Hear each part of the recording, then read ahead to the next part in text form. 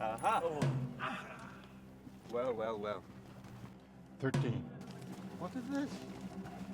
50.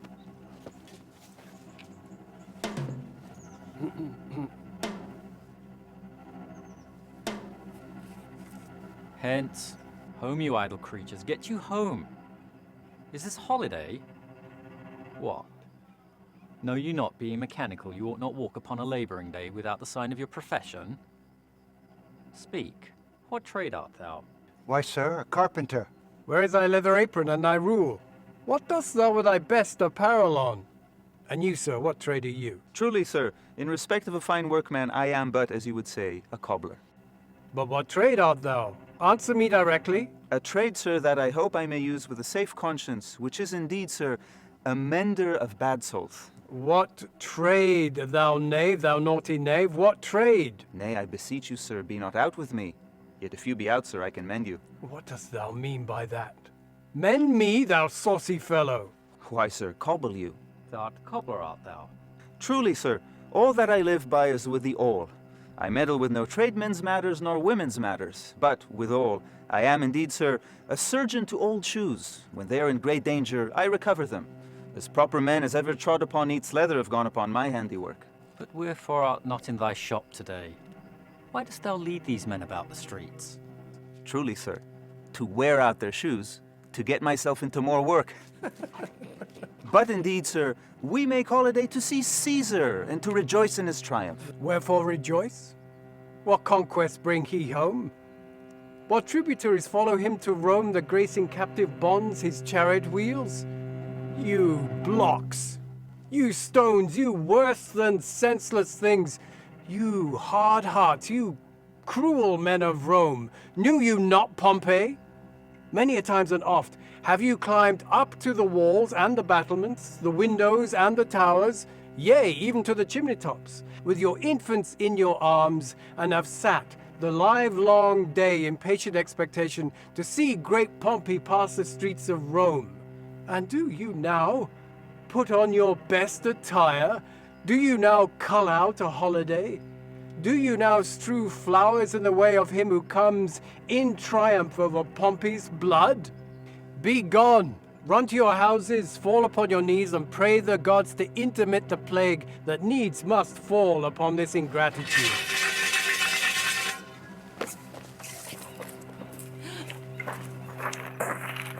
Be whether their basest metal be not moved. They vanish, tongue-tied in their guiltiness. Go you down that way toward the capital. This way will I. Disrobe the images if you do find them decked with ceremony. Maybe do so? You know it is the feast of Lupercal. It is no matter. Let no images be hung with Caesar's trophies. Isle about and drive away the vulgar from the streets. So do you too where you perceive them thick. These growing feathers plucked from Caesar's wing will make him fly an ordinary pitch. Who else would soar above the view of men and keep us all in servile fearfulness?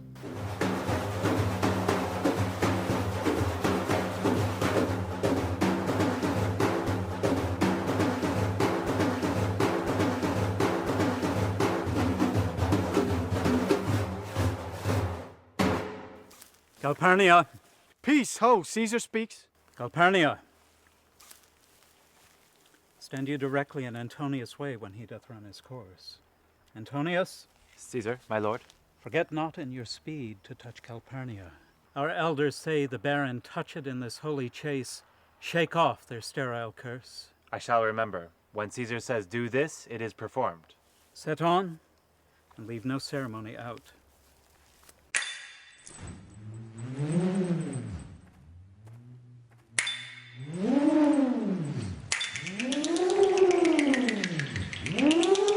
Caesar! Ah, who calls? Let every noise be still. Peace yet again. Who is it that calls on me? I hear a tongue shriller than all the music cry, Caesar! Speak! Caesar is turned to hear. Beware the Ides of March. What creature is that? A soothsayer bids you beware the Ides of March. Set her before me, let me see her face. Woman, step forward. Look upon Caesar. What sayest thou to me now? Speak once again. Beware the Ides of March. She is a dreamer. Let us leave her. Pass.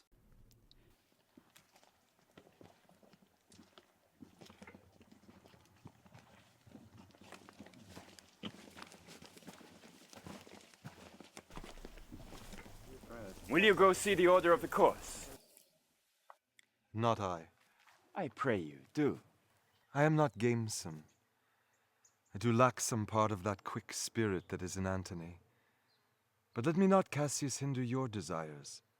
I'll leave you. Brutus. Brutus, I do observe you now of late. I have not from your eyes that gentleness and show of love as I was wont to have. You bear too stubborn and too strange a hand over your friend that loves you. Cassius, be not deceived. If I have veiled my looks, I turn the trouble of my countenance merely upon myself. Vexed I am of late, with passions of some difference, conceptions proper only to myself, which give some soil perhaps to my behaviors. But let not therefore my good friends be grieved, among which number, Cassius, be you one, nor construe any further my neglect than that poor Brutus, at war with himself, forgets the shows of love to other men. Tell me, good Brutus, can you see your face?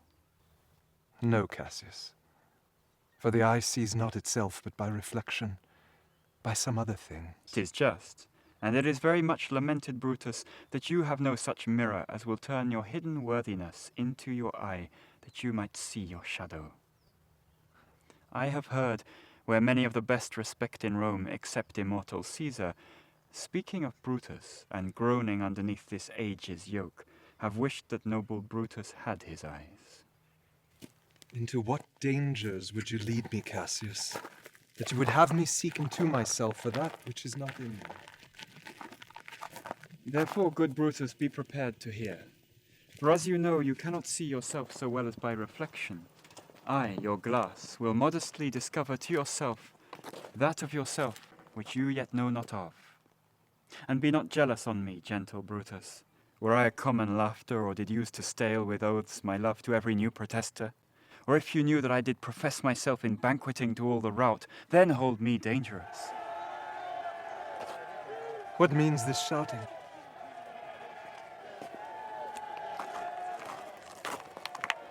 I do fear the people choose Caesar for their king.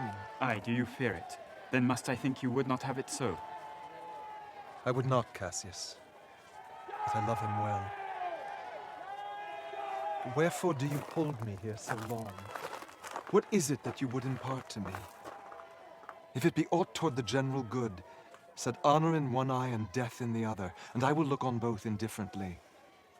For let the gods so speed me as I love the name of honor more than I fear death. I know that virtue to be in you, Brutus, as well as I do know your outward favor. Well, honor is the subject of my story.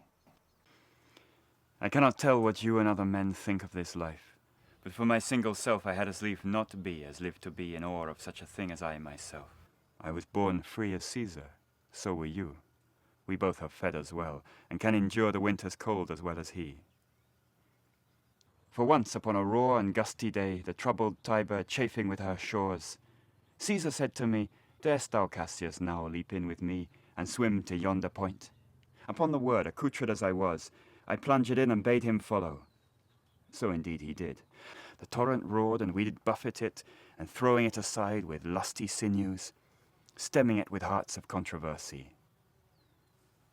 But ere we could arrive the point proposed, Caesar cried, "Help me, Cassius, or I sink." And this man is now become a god? And Cassius is a wretched creature, and must bend his body, if Caesar carelessly but nod on him. He had a fever when he was in Spain, and I did mark how he did shake. 'Tis true, this god did shake. His coward lips did from their colour fly, and that same eye whose bend doth awe the world did lose his lustre. I did hear him groan. Aye, and that tongue of his, that bade the Romans mark him and write his speeches in their books. Alas, it cried, "Give me some drink, Titinius, as a sick girl." Ye gods, it doth amaze me that a man of such a feeble temper should so get the start of the majestic world and bear the palm alone. Another general shout. I do believe that these are some new honors that are heaped on Caesar. Why, man, he doth bestride the narrow world like a colossus, and we petty men must creep about to find ourselves dishonorable graves. There is a time that men are masters of their fates. The fault, dear Brutus, is not in our stars, but in ourselves that we are underlings. Brutus and Caesar. What should be in that Caesar? Why should that name be sounded more than his? Write them together, yours is as fair a name.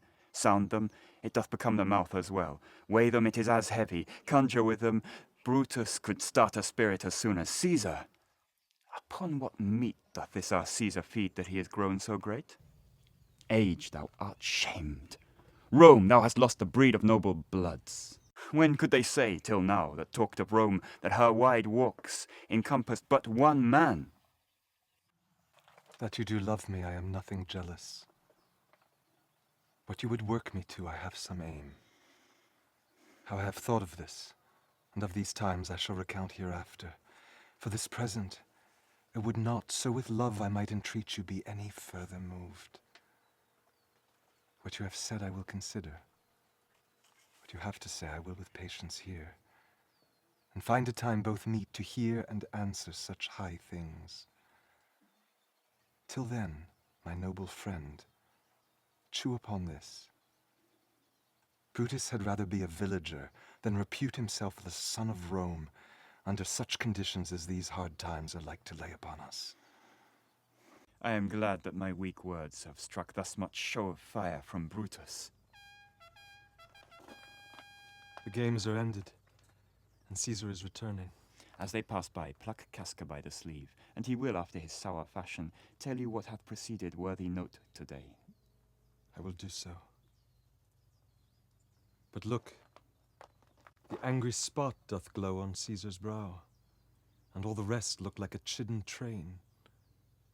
Calpernia's cheek is pale, and Cicero looks with such ferret and such fiery eyes as we have seen him in the Capitol, being crossed in conference by some senators. Casca will tell us what the matter is.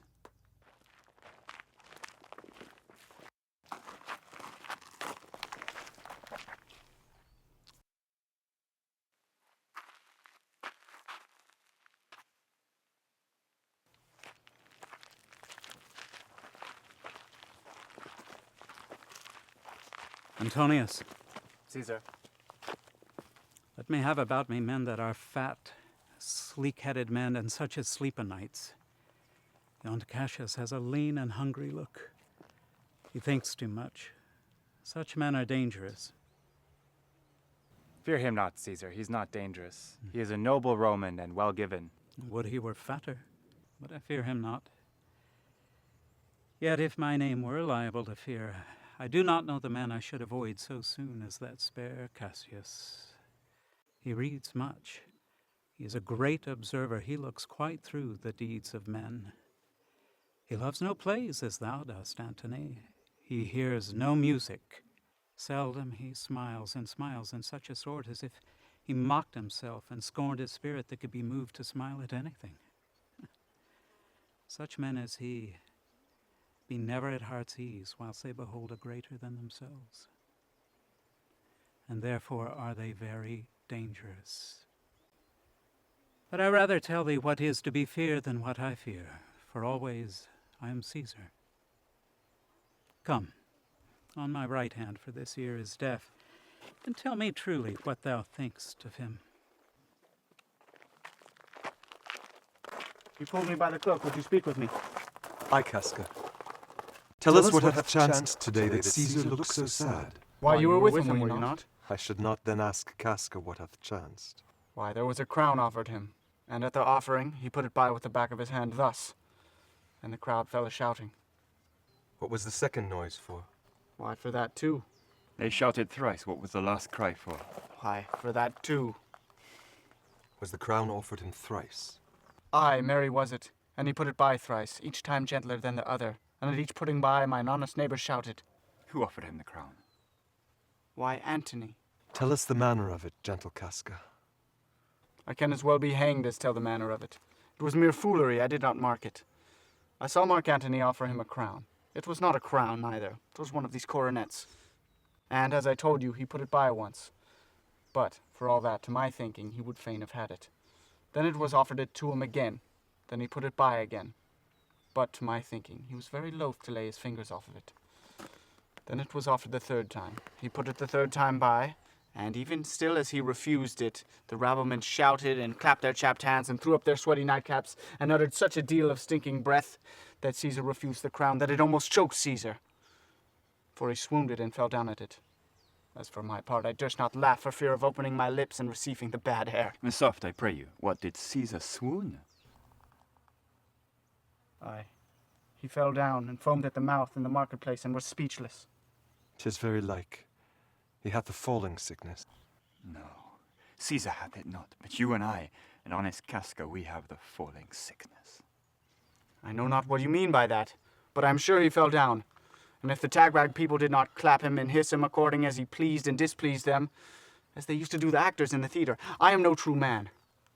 What said he when he came unto himself? He said if he had done or said anything amiss, he did desire their worships to think it was his infirmity.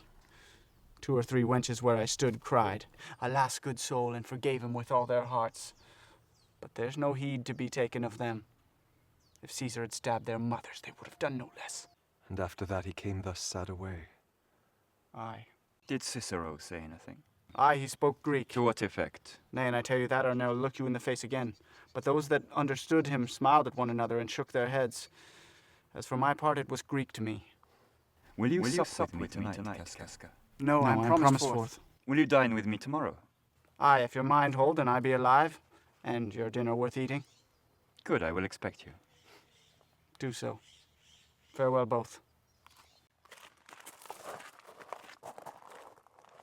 What a blunt fellow is this become. He was quick-mettled when he went to school.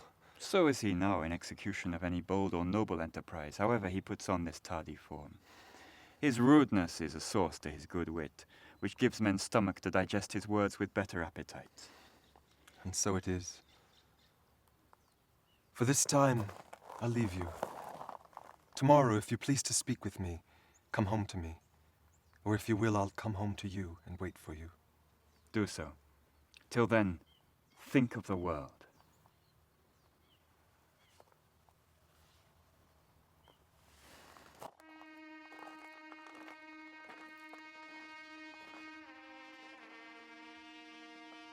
Well, Brutus, thou art noble, yet I see thy honourable metal may be wrought from that it is disposed. Therefore it is meet that noble minds keep ever with their likes, for who so firm that cannot be seduced? Caesar doth bear me hard, but he loves Brutus. Were I Brutus now and he Cassius, he should not humour me. I will this night, in several hands, as if they came from several citizens, in at his windows throw writings all tending to the great respect they have of him in Rome, wherein Caesar's ambition shall be glanced at. And after this, let Caesar seat him sure, for we will shake him or worse days endure.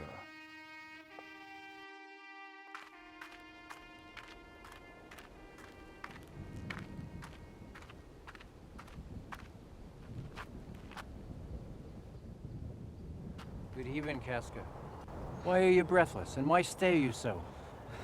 Are you not moved when all the sway of the earth shakes like a thing unfirm? O Cicero, I have seen tempests when the scolding winds have rived the knotty oaks, and I have seen the ambitious ocean swell and rage and foam to exalt the threatening clouds. But never till tonight, never till now did I go through a tempest dropping fire. Either there is civil strife in heaven, or else the world too saucy with the gods and senses them to send destruction. Why? Saw you anything more wonderful? A common slave, you know him well by sight, held up his left hand, which did flame and burn like 20 torches joined, and yet his hand, insensible of fire, remained unscorched. Besides, I had not yet put up my sword. Against the Capitol I met a lion, who glared upon me and went surly by without annoying me. And there were drawn upon a heap 100 ghastly women, transformed with their fear, who swore they saw men all in fire walk up and down the streets. And yesterday I saw the bird of night, even at noonday in the marketplace, hooting and shrieking, when these prodigies do so conjointly meet. Let not men say these are their reasons, they are natural. For I believe they are portentous things unto the climate that they point upon. Indeed, it is a strange disposed time. But men may construe things after their fashion, clean from the purpose of the things themselves. Come Caesar to the capital tomorrow. He doth, for he did bid Antonius send word to you he would be there tomorrow. Good night then, Casca. This disturbed sky is not to walk in. Farewell, Cicero.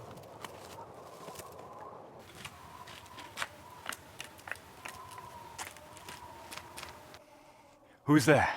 A Roman. Casca, by your voice. Your ear is good. Cassius, what night is this? A very pleasing night to honest men. Whoever knew the heavens meant so. Those that have known the earth so full of faults. For my part, I have walked about the streets, submitting me unto the perilous night. And thus unbraced, Casca, as you see, have bared my bosom to the thunderstone. Wherefore didst thou so much tempt the heavens? It is the part of men to fear and tremble when the most mighty gods by token send such dreadful heralds to astonish us. You are dull, Casca, and those sparks of life that should be in a Roman you do want, or else you use not. You look pale and gaze and put on fear, and cast yourself in wonder to see the strange impatience of the heavens. Now could I, Casca, name to thee a man most like this dreadful night, that thunders, lightens, opens graves, and roars as doth the lion in the Capitol. A man no mightier than thyself or me in personal action, yet prodigious grown and fearful as these strange eruptions are. 'Tis Caesar that you mean, is it not, Cassius? Let it be who it is. For Romans now have thews and limbs like to their ancestors, but woe the while. Our fathers' minds are dead, and we are governed with our mothers' spirits. Our yoke and sufferance show us womanish. Indeed. They say the senators tomorrow mean to establish Caesar as a king. I know where I shall wear my dagger then. Cassius from bondage shall deliver Cassius. So every bondman in his own hand bears the power to cancel his captivity. Why should Caesar be a tyrant then? But, oh grief, where hast thou led me? I perhaps speak this unto a willing bondman, and then I know my answer must be made. But I am armed, and dangers are to me indifferent. You speak to Casca, and to such a man that is no fleering telltale. Hold my hand. Be factious for redress of all these griefs, and I will set this foot of mine as far as who goes farthest. There's a bargain made. For know you, Casca, I have moved already certain of the noblest minded Romans. And I do know by this, they stay for me in Pompey's porch. For this fearful night there is no stir or walking in the streets, and the complexion of the element in favours like the work we have in hand, most bloody, fiery, and most terrible. Stand close a while, for here comes one in haste. 'Tis Cinna, I do know him by his gait, he is a friend. Cinna, where haste you so? To find out you. Who's that, Metellus Cimber? No, it is Casca, one incorporate to our attempts. Am I not stayed for? I'm glad on it. What a fearful night is this, that 2 or 3 of us have seen strange sights. Am I not stayed for? Tell yes, me. you are. Oh, Cassius, if you could but win the noble Brutus to our party. Be you content. Good Cinna. Take you this paper, and look you lay it in the praetor's chair where Brutus may but find it. Throw in this up at his window, and set up this with wax upon old Brutus' statue. This being done, repair you to Pompey's theatre where you shall find us. Is Decius, Brutus, and Trebonius there? All but Metellus Cimber, and he's gone to seek you at your house. Come, Casca. We will yet ere day see Brutus at his house. 3 parts of him is ours already, and upon the next encounter the man in Tyre will yield him ours. He sits high in the people's hearts, and that which would appear offence in us, his countenance like richest alchemy will change to virtue and to worthiness. Him, and his worth, and our great need of him, you have right well conceited. Let us go. It is after midnight, and ere day we will wake him and be sure of him.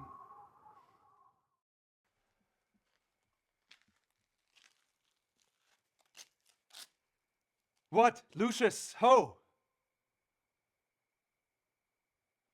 I cannot by the progress of the stars give guess how near today. Lucius, I say! I would it were my fault to sleep so soundly. When, Lucius, when? Awake, I say! Called you, my lord? Get me a taper in my study, Lucius. When it is lighted, come and call me here. I will, my lord.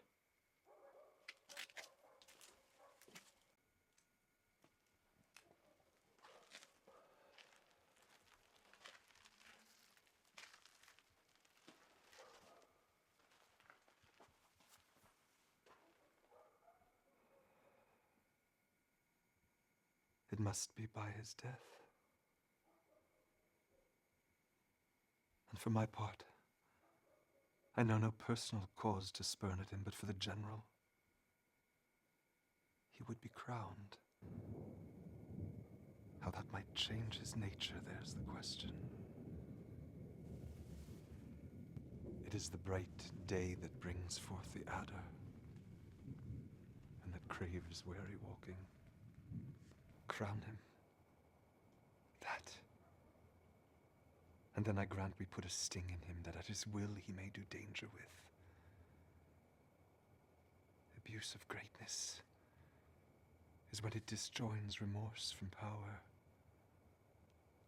And to speak truth of Caesar, I have not known when his affections swayed more than his reason.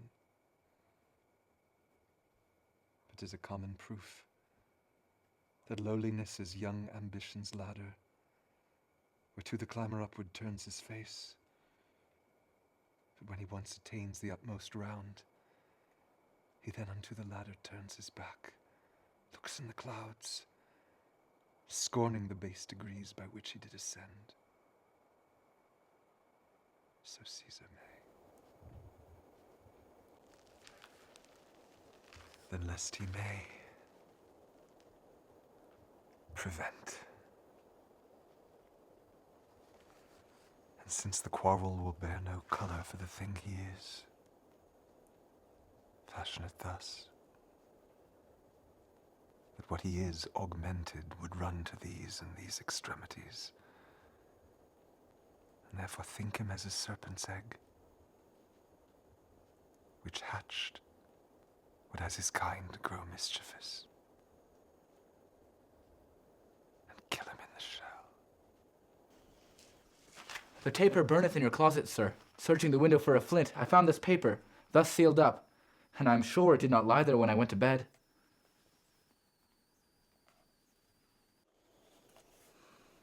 Get you to bed again. It is not day. Is not tomorrow, boy, the Ides of March? I know not, sir. Look in the calendar and bring me word. I will, sir.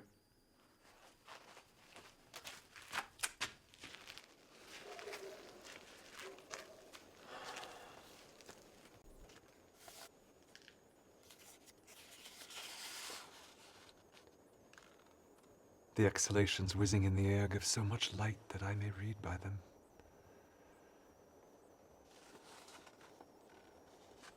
Brutus, thou sleepst. Awake and see thyself.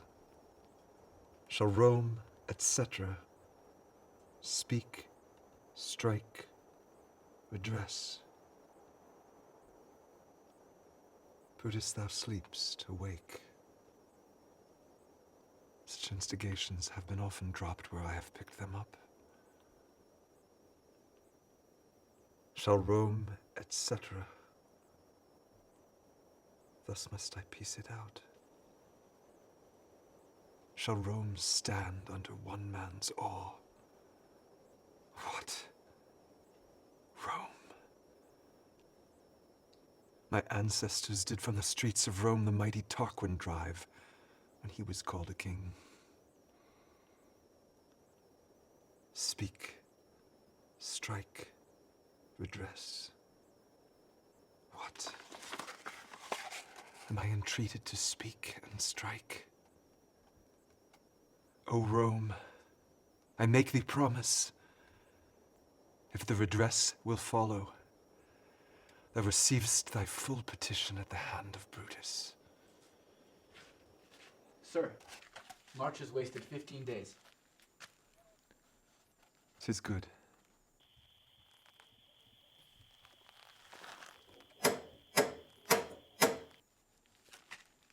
Go to the gate. Somebody knocks. Since Cassius first did wet me against Caesar, I have not slept. Between the acting of a dreadful thing and the first motion, all the interim is like a phantasma or a hideous dream. The genius and the mortal instruments are then in council. and the state of man, like to a little kingdom, suffers the nature of an insurrection. Sir, 'tis your brother Cassius at the door, who doth desire to speak with you. Is he alone? No, sir, there are more with him. Do you know them? No, sir. They have their hats plucked about their ears, and half their faces buried in their cloaks, that by no means I may discover them by any mark of favor. Let him enter.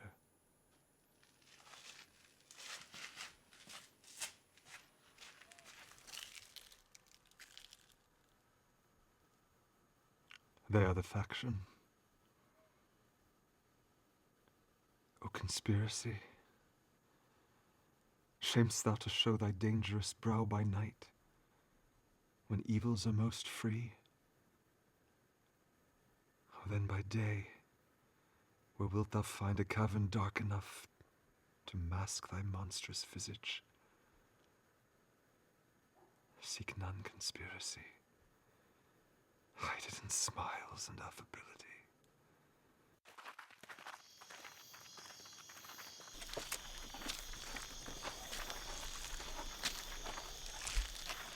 I think we are too bold upon your rest. Good morrow, Brutus. Do we trouble you? I have been up this hour, awake all night. Know I these men that come with you? Aye, every man of them, and no man here but honours you. And every one doth wish you had but that opinion of yourself which every noble Roman bears you. This is Trebonius. He is welcome hither. This Decius Brutus. He is welcome too. This Casca, Cinna, and Metellus Simba. They're all welcome. Shall I entreat a word?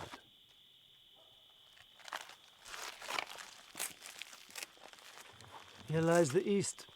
Doth not the day break here? No. Oh, pardon, sir, it doth. And yon grey lines that fret the clouds are messengers of day. You will confess you are both deceived. Here where I point my sword the sun arises, which in a great way grows upon the south, weighing upon the youthful season of the year. Give me your hands all over, one by one.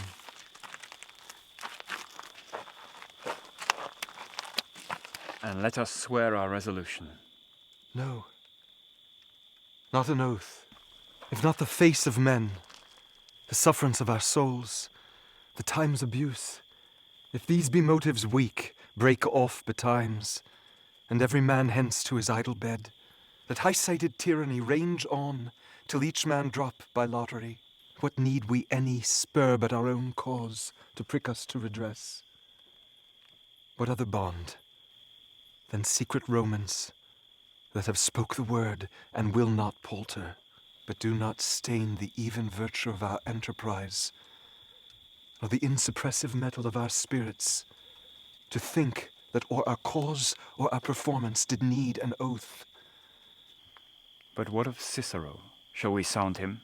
I think he will stand very strong with us. Let us not leave him out. No, by no means.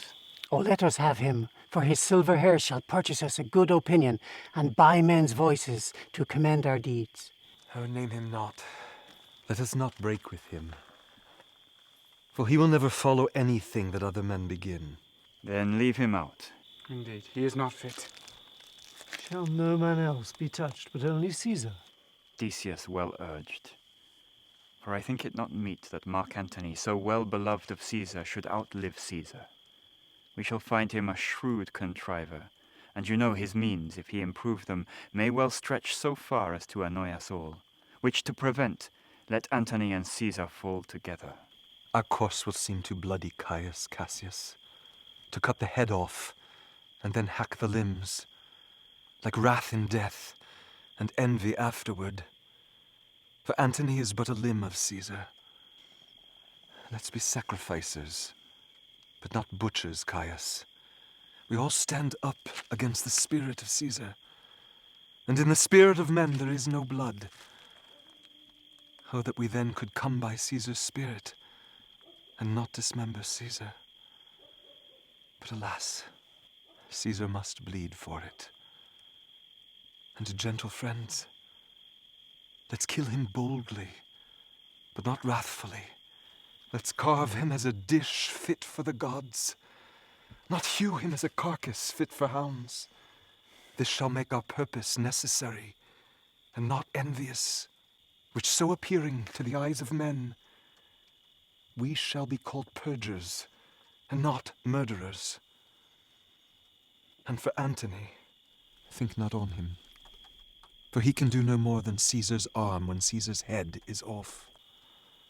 Yet I fear him, for in the great love he bears to Caesar. Alas, good Caius, do not think of him. If you do love Caesar, all he can do is to himself take thought and die for Caesar. And that will well he should, for he is given to sports and wildness and much company. There is no fear in him. Let him not die, for he will live and laugh at this hereafter. Peace. Count the clock. The clock hath stricken 3. 'Tis time to part. But it is doubtful yet whether Caesar will come forth today or no. For he is superstitious grown of late, quite from the main opinion he once held, of fantasy, of dreams, of ceremonies. It may be these apparent prodigies, the unaccustomed terror of this night, and the persuasion of his augurers, may hold him from the capital today. Never fear that. If he be so resolved, I can o'ersway him. For he loves to hear how unicorns may be betrayed with trees, and bears with glasses, elephants with holes, lions with toils, and men with flatterers. But when he tells me he hates flatterers, I say he does, for then is he most flattered. Let me work, for I can give his humour the true bent, and I will bring him to the capital. Nay, we will all go there and fetch him together. By the 8th hour, is that the uttermost? Be that the uttermost, and fail not then. Caius Lagarius doth bear Caesar hard, who rated him for speaking well of Pompey. I wonder none of you thought of him. Now, good Metellus, go along by him. He loves me well, and I have given him reason. Send him but hither, and I'll fashion him. The morning comes upon us. We will leave you, Brutus. Friends, disperse yourselves. But all remember what you have said, and show yourselves true Romans. Good gentlemen, look fresh and merrily. Let not our looks put on our purposes, but bear it as our Roman actors do, with untired spirits and formal constancy. And so, good morrow to you, everyone.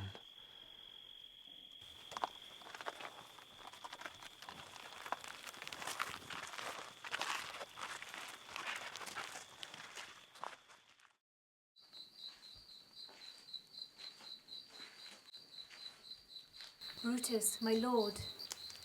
Portia, what mean you? Wherefore rise you now? It is not for your health thus to commit your weak condition to the raw, cold morning. Nor for yours neither. You've ungently, Brutus, stole from my bed. And yesternight at supper you suddenly arose and walked about, musing and sighing with your arms across. And when I asked you what the matter was, you stared upon me with ungentle looks. I urged you further. Then you scratched your head and too impatiently stamped with your foot. Yet I insisted, yet you answered not, but with an angry wafture of your hand gave sign for me to leave you. So I did, fearing to strengthen that impatience which seemed too much enkindled, and withal hoping it was but an effect of humour which sometime hath his hour with every man. It will not let you eat, nor talk, nor sleep. And could it work so much upon your shape, as it hath much prevailed on your condition, I should not know you, Brutus. Dear my lord, make me acquainted with your cause of grief. I am not well in health, that is all. Brutus is wise, and were he not in health, he would embrace the means to come by it. Why, so I do. Good Portia, go to bed. Is Brutus sick? And is it physical to walk unbraced and suck up the humours of the dank morning? What? Is Brutus sick? And will he steal out of his wholesome bed to dare the vile contagion of the night and tempt the roomy and unperjured air to add unto his sickness? No, my Brutus, you have some sick offence within your mind, which by the right and virtue of my place I ought to know of. And upon my knees I charm you by my once commended beauty, by all your vows of love, and that great vow which did incorporate and make us one, that you unfold to me yourself, your half, why you are heavy, and what men tonight have had resort to you. For here have been some 6 or 7 who did hide their faces even from darkness. Kneel not, gentle Portia. I should not need if you were gentle, Brutus. Within the bond of marriage, tell me, Brutus, is it accepted that I should know no secrets that appertain to you? Am I yourself but as it were in sort or limitation, to keep with you at meals, comfort your bed, and talk to you sometimes? Dwell I but in the suburbs of your good pleasure? If it be no more, Portia is Brutus's harlot, is not his wife. You are my true and honourable wife, as dear to me as are the ruddy drops that visit my sad heart. If this were true, then should I know this secret. I grant I am a woman, but withal a woman that Lord Brutus took to wife. I grant I am a woman, but withal a woman well reputed, Cato's daughter. Think you I am no stronger than my sex, being so fathered and so husbanded? Tell me your counsels, I will not disclose them. I've shown strong proof of my constancy by giving myself a voluntary wound here in the thigh. Can I bear that with patience and not my husband's secrets? O you gods, render me worthy of this noble wife. Hark, hark, one knocks. Portia, go in a while, and by thy bosom shall partake the secrets of my heart. All my engagements I will construe to thee, all the charactery of my sad brows. Leave me with haste.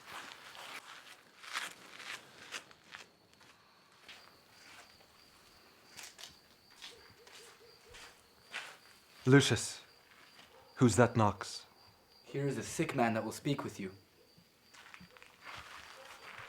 Caius Lagarius that Metellus spake of. Boy, stand aside.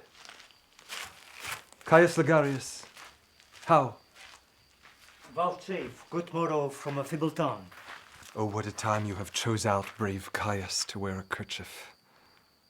Would you were not sick. I am not sick, if Brutus have in hand any exploit worthy the name of honor. Such an exploit have I in hand, Lagarius. Had you a healthful ear to hear of it?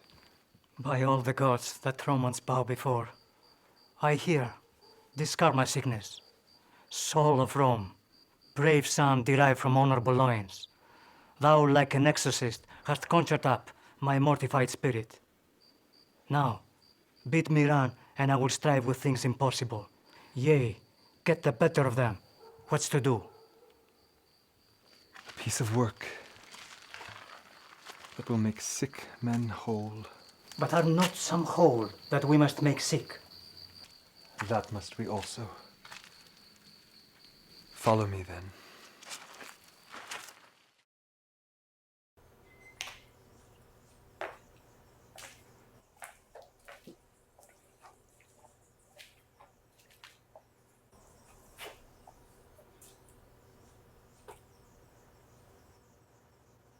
Nor heaven nor earth have been at peace tonight. Thrice hath Calpernia in her sleep cried out, "Help, oh, they murder Caesar." Who's within? My lord. Go, bid the priests do present sacrifice, and bring me their opinions of success. I will, my lord.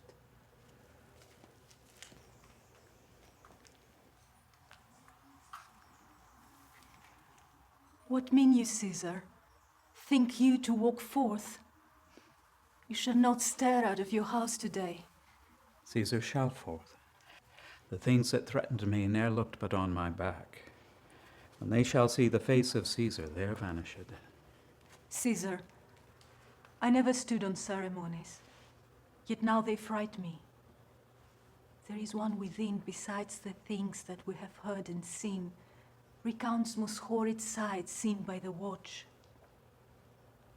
A lioness have walked in the streets, and graves have yawned and yielded up their dead. Fierce, fiery warriors fought upon the clouds, and ghosts did shriek and squeal about the streets. O Caesar, these things are beyond all use, and I do fear them. What can be avoided whose end is purposed by the mighty gods? Yet Caesar shall go forth, for these predictions are to the world in general as to Caesar. When beggars die, there are no comets seen. The heavens themselves blaze forth the death of princes. Cowards die many times before their deaths. The valiant never taste of death but once. Of all the wonders that I yet have heard, it seems to me most strange that men should fear, seeing that death, a necessary end, will come when it will come. What say the augurers? They would not have you to stir forth today. Plucking the entrails of an offering forth, they could not find a heart within the beast.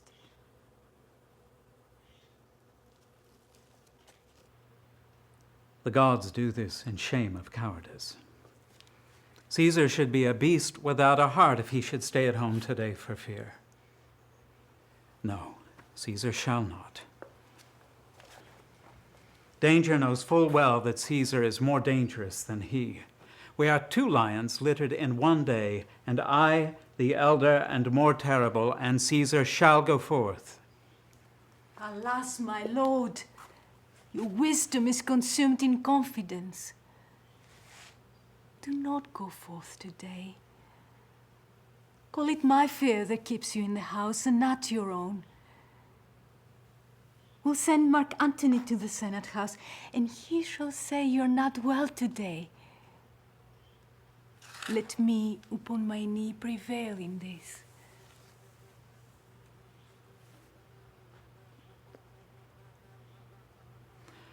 Marc Anthony shall say I am not well. And for thy humor, I will stay at home.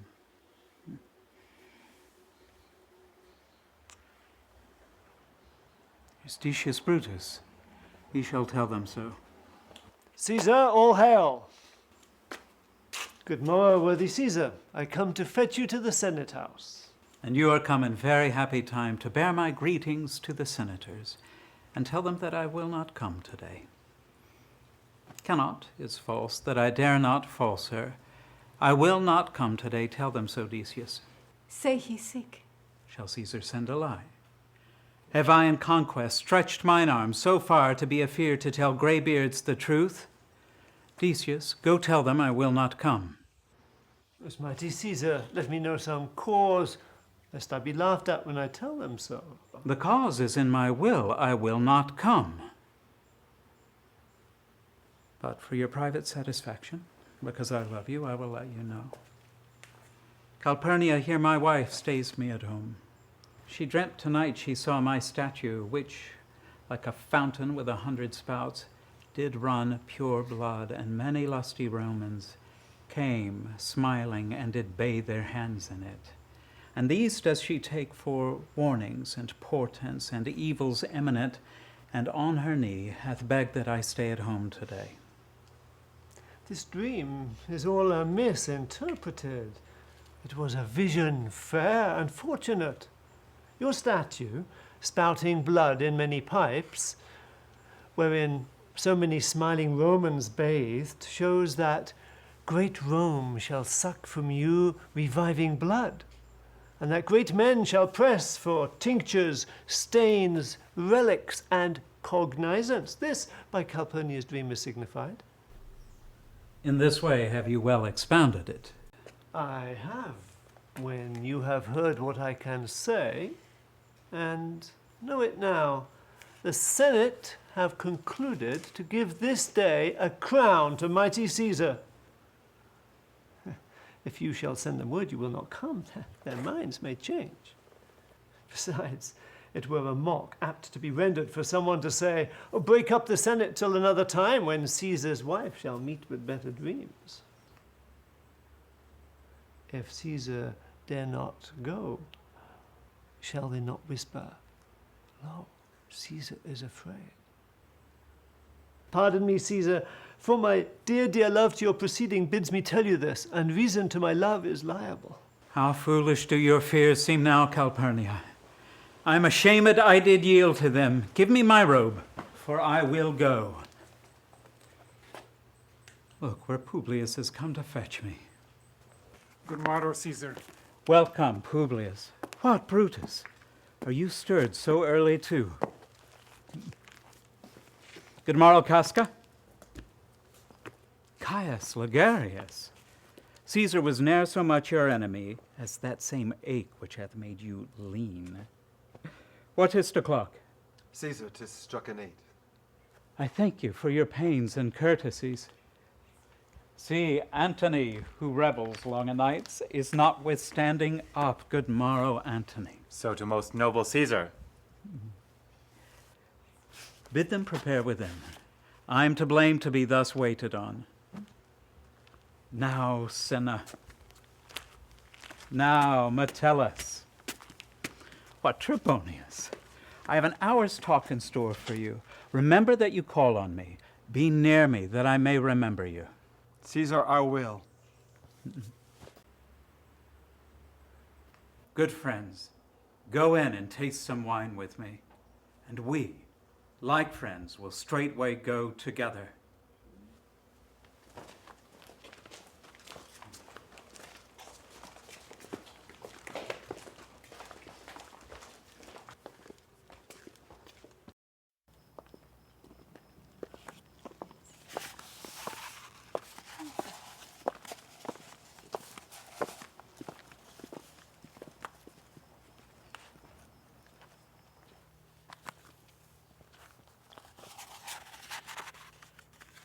Caesar, beware of Brutus. Take heed of Cassius. Come not near Casca. Have an eye to Cinna. Trust not Trebonius. Mark well Metellus Cimber. Decius Brutus loves thee not. Thou hast wronged Caius Lagarius. There is but one mind in all these men, and it is bent against Caesar. If thou beest not immortal, look about you. Security gives way to conspiracy.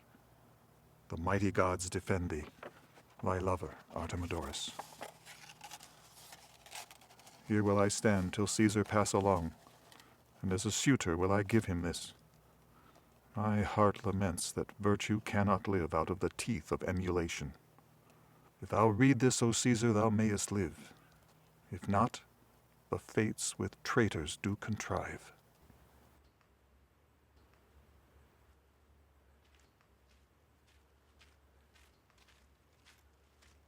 I prithee, boy, run to the Senate house. Stay not to answer me, but get thee gone. Why dost thou stay? To know my errand, madam. I would have had thee there and here again ere I can tell thee what thou shouldst do there. O Constancy, be strong upon my side. Set a huge mountain between my heart and tongue. I have a man's mind, but a woman's might. How hard it is for women to keep counsel. Art thou here yet? Madam, what should I do? Run to the capital and nothing else? Return to you and nothing else? Yes. Bring me word, boy, if thy lord look well, for he went sickly forth. And take good note what Caesar doth, what suitors press to him. Hark, boy. What noise is that? I hear none, madam. Prithee, listen well. I heard a bustling rumour like a fray, and the wind brings it from the capital. Sooth, madam, I hear nothing.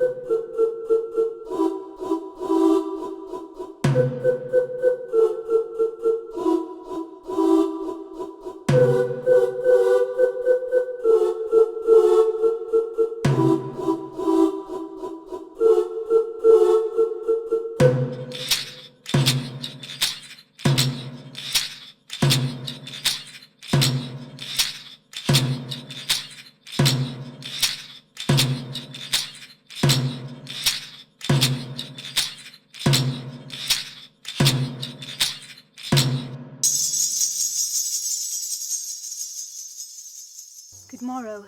Which way hast thou been? At mine own house, good lady. What is it o'clock? About the 9th hour, lady. Is Caesar yet gone to the capital?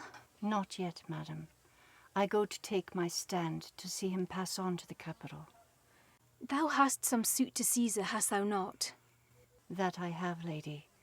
If it will please Caesar to be so good to Caesar as to hear me, I shall beseech him to befriend himself. Why? Knowest thou any harms intended toward him? None that I know will be. Much that I fear may chance. Good morrow to you.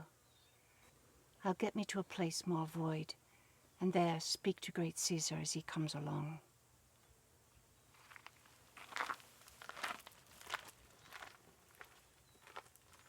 Ay me, how weak a thing the heart of woman is. Oh, Brutus, the heavens speed thee in thine enterprise.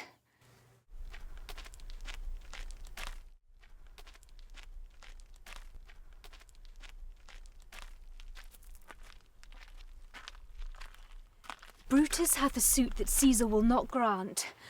Oh, I grow faint. Run, Lucius, commend me to my lord. Say I am merry, come to me again, and bring me word what he does say to thee.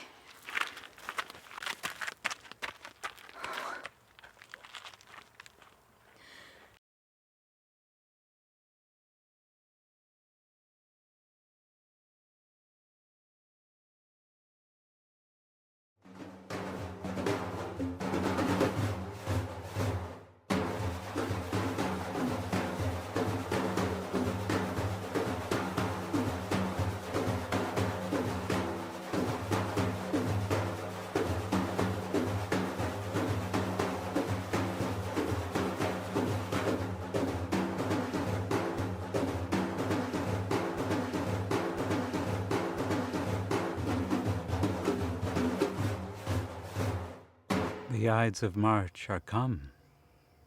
Aye, Caesar, but not gone.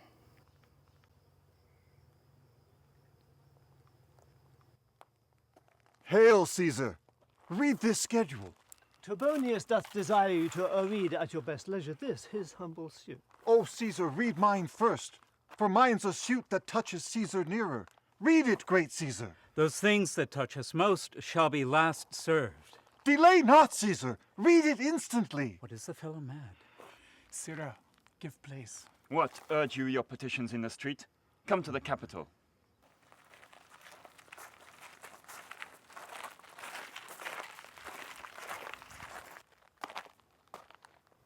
I wish your enterprise today may thrive.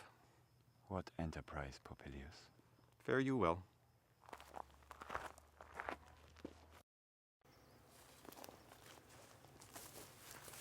What said Popilius, Cinna? He wished today our enterprise might thrive. I fear our purpose is discovered.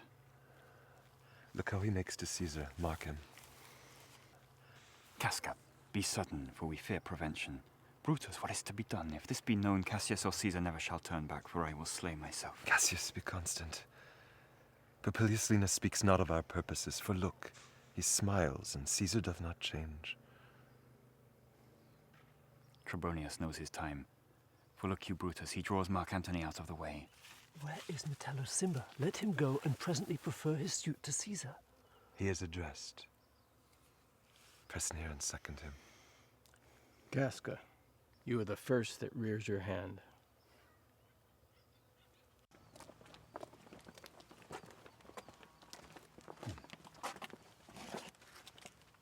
Are we all ready?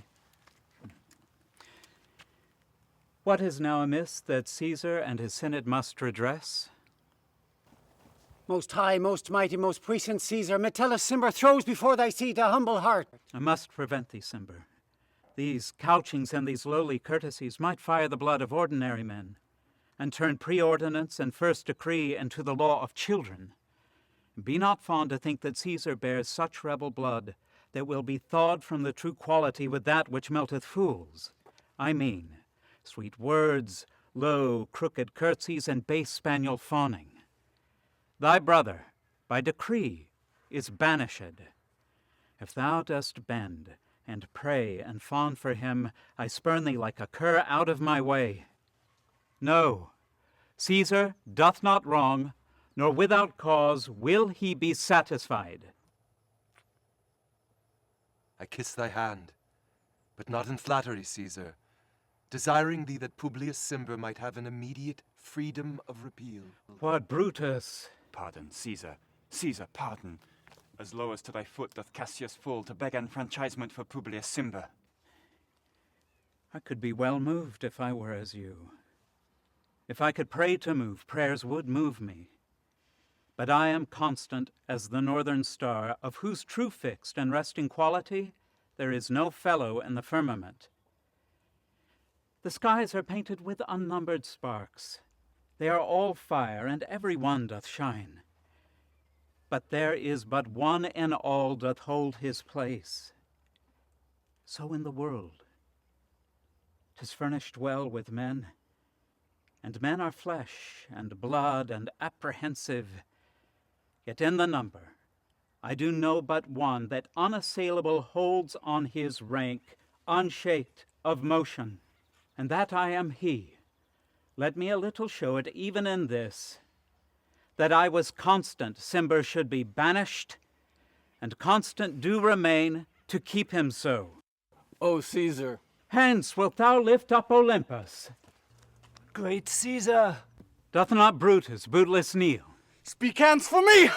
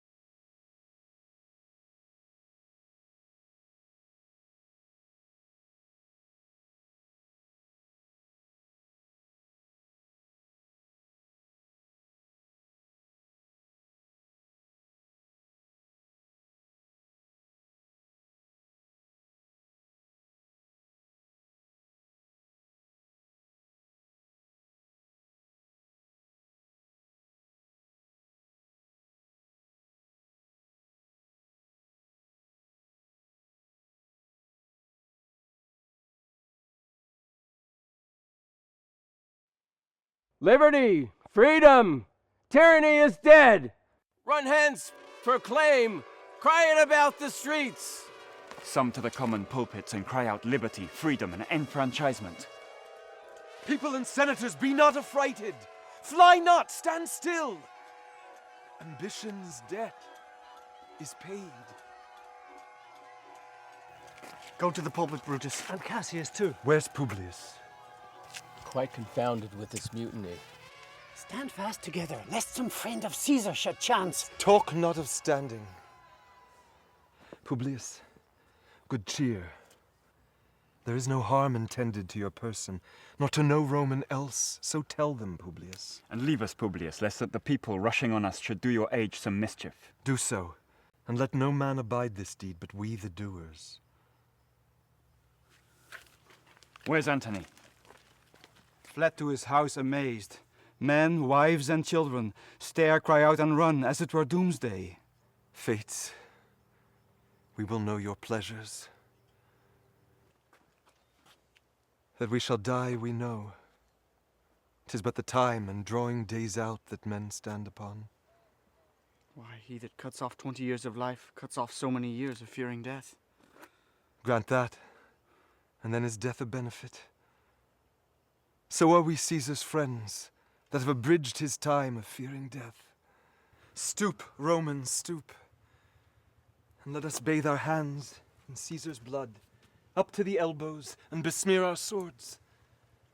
Then walk we forth, even to the marketplace, then waving our red weapons o'er our heads, let's all cry peace, freedom, and liberty. Stoop then and wash. How many ages hence shall this our lofty scene be acted over, in states unborn and accents yet unknown? How many times shall Caesar bleed in sport, that now on Pompey's basis lies along, no worthier than the dust? As oft as that shall be, as often shall this not of us be called the men that gave their country liberty. What, shall we forth? Aye, every man away. Brutus will lead, and we will grace his heels with the most boldest and best hearts of Rome. But soft, who comes here? A friend of Antony's.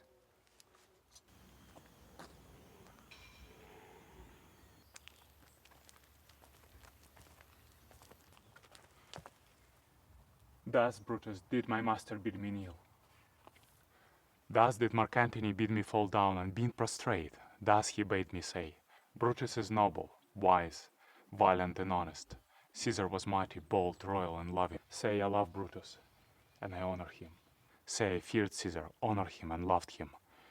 If Brutus will vouchsafe that Antony may safely come to him, and be resolved, how Caesar hath deserved to lie in death, Marc Antony shall not love Caesar dead so much as Brutus living, but will follow the fortunes and affairs of noble Brutus, through the hazards of this untrodden state with all true faith. So says my master Antony. Thy master is a wise and valiant Roman. I never thought him worse. Tell him, so please him come unto this place, he shall be satisfied, and by my honor depart untouched. I'll fetch him presently. I know that we shall have him well to friend. I wish we may, but yet I have a mind that fears him much, and my misgiving still falls shrewdly to the purpose. But here comes Antony. Welcome, Marc Anthony.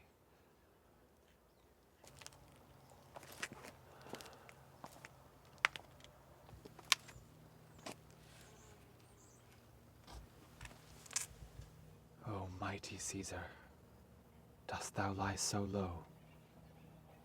Are all thy conquests, glories, triumphs, spoils shrunk to this little measure?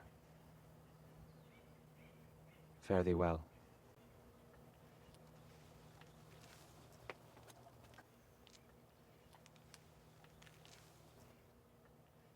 I know not, gentlemen, what you intend. Who else must be let blood, who else is rank? If I myself, there is no hour so fit as Caesar's death's hour, nor no instrument of half that worth as those your swords, made rich with the most noble blood of all this world. I do beseech ye, if you bear me hard, now, whilst your purpled hands do reek and smoke, fulfill your pleasure. Live 1,000 years, I shall not find myself so apt to die. No place will please me so, no mean of death, as here, by Caesar, and by you cut off, the choice and master spirits of this age. O Antony, beg not your death of us.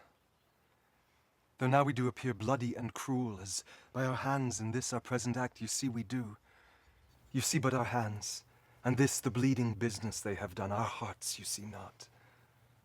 They are pitiful, and pity towards the general wrong of Rome. As fire drives out fire, so pity, pity hath done this deed on Caesar. For your part, to you our swords have leaden points, Marc Anthony. Our arms in strength of malice, and our hearts of brother's temper do receive you in, with all kind love, good thoughts, and reverence. Your voice shall be as strong as any man's in the disposing of new dignities. Only be patient with us while we appease the multitudes, beside themselves with fear. And then we will deliver you the cause why I, that did love Caesar when I struck him, have thus proceeded. I doubt not of your wisdom. Let each man render me his bloody hand. First, Marcus Brutus will I shake with you. Next, Caius Cassius, do I take your hand. Now Decius Brutus, yours. Now yours, Metellus. Yours, Cinna.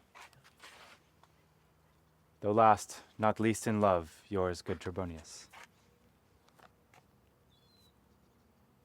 Gentlemen all, alas, what shall I say? My credit now stands on such slippery ground that one of two bad ways you must conceit me, either a coward or a flatterer. That I did love thee, Caesar, oh, 'tis true. If then thy spirit look upon us now, shall it not grieve thee dearer than thy death to see thy Antony making his peace, shaking the bloody fingers of his foes, most noble in the presence of thy course? Had I as many eyes as thou hast wounds, weeping as fast as they stream forth thy blood, it would become me better than to close in terms of friendship with thine enemies. Pardon me, Julius. Here wast thou bade, brave heart. Here didst thou fall. Here thy hunters stand, signed in thy spoil and crimsoned in thy leth. Marc Anthony! Pardon me, Caius Cassius. The enemies of Caesar shall say this, then in a friend it is cold modesty. I blame you not for praising Caesar so, but what compact mean you to have with us? Shall you be pricked in number of our friends, or shall we honor not depend on you? Therefore I took your hands, but was indeed swayed from the point by looking down on Caesar.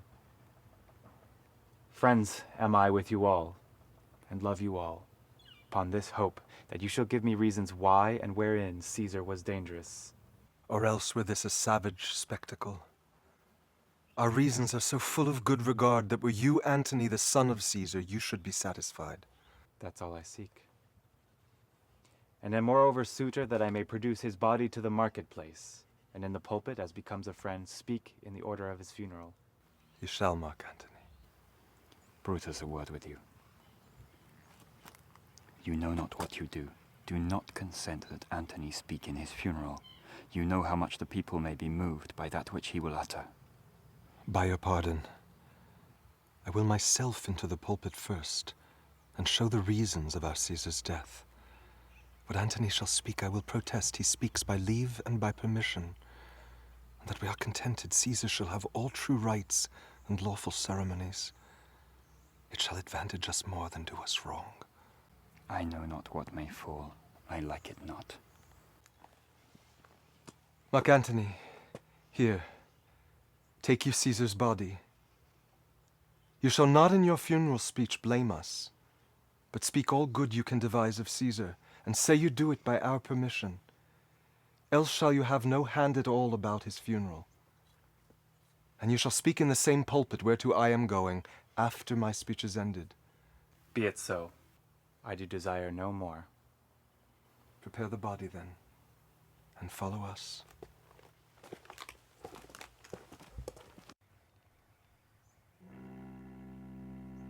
Oh, pardon me, thou bleeding piece of earth, that I am meek and gentle with these butchers. Thou art the ruins of the noblest man that ever lived in the tide of times. Woe to the hand that shed this costly blood. Over thy wounds now do I prophesy, which, like dumb mouths, do ope their ruby lips to beg the voice and utterance of my tongue. A curse shall light upon the limbs of men. Domestic fury and fierce civil strife shall cumber all the parts of Italy. Blood and destruction shall be so in use, and dreadful objects so familiar, that mothers shall but smile when they behold their infants quartered with the hands of war. All pity choked with custom of fell deeds, and Caesar's spirit, ranging for revenge, with Ate by his side, come hot from hell, shall in these confines with a monarch's voice cry havoc. And let slip the dogs of war, that this foul deed shall smell above the earth with carrion men, groaning for burial.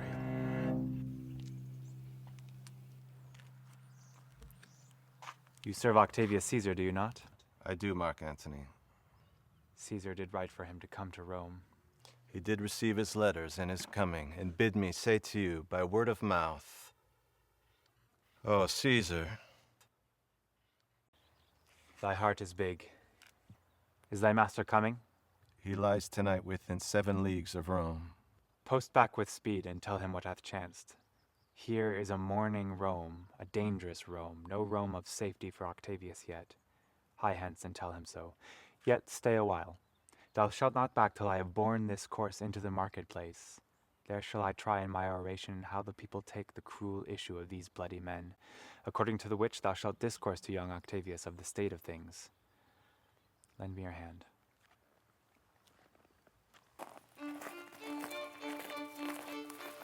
We will be satisfied.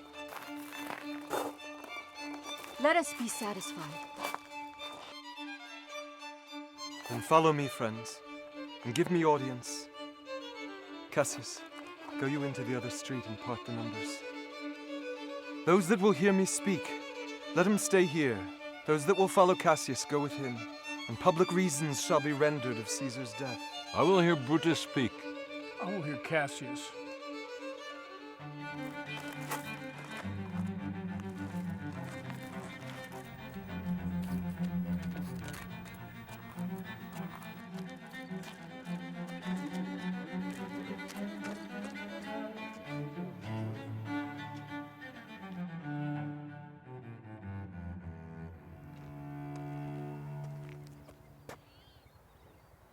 Be patient till the last.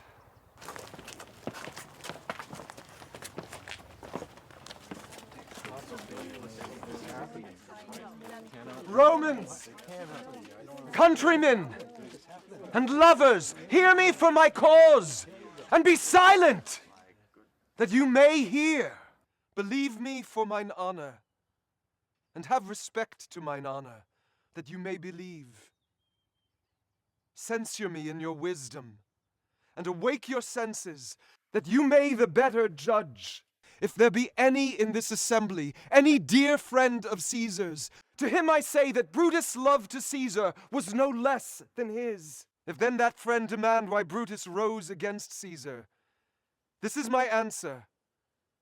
Not that I loved Caesar less, but that I loved Rome more. Had you rather Caesar were living, and die all slaves, than that Caesar were dead, to live all free men? As Caesar loved me, I weep for him. As he was fortunate, I rejoice at it. As he was valiant, I honor him. But as he was ambitious, I slew him. There is tears for his love, joy for his fortune, honor for his valor, and death for his ambition. Who is here so base that would be a bondman? If any, speak, for him have I offended. Who is here so rude that would not be a Roman? If any, speak, for him have I offended. Who is here so vile that will not love his country? If any, speak, for him have I offended. I pause for a reply. Then none have I offended. I have done no more to Caesar than you shall do to Brutus. The question of his death is enrolled in the Capitol. His glory was not extenuated wherein he was worthy, nor his offenses enforced, for which he suffered death. Here comes his body, mourned by Marc Anthony, who, though he had no hand in his death, shall receive the benefit of his dying, a place in the commonwealth, as which of you shall not? With this I depart, that as I slew my best lover for the good of Rome, I have the same dagger for myself when it shall please my country to need my death. Live! Bring him with triumph home unto his house. Caesar's better part shall be crowned in Brutus. Peace! Silence! Brutus, speak! My countrymen! Good countrymen, let me depart alone. And for my sake, stay here with Marc Anthony. Do grace to Caesar's corpse, and grace his speech, tending to Caesar's glories, which Marc Anthony, by our permission, is allowed to make. I do entreat you, let no man depart save I alone, till Antony hath spoke. Stay and let us hear Marc Anthony.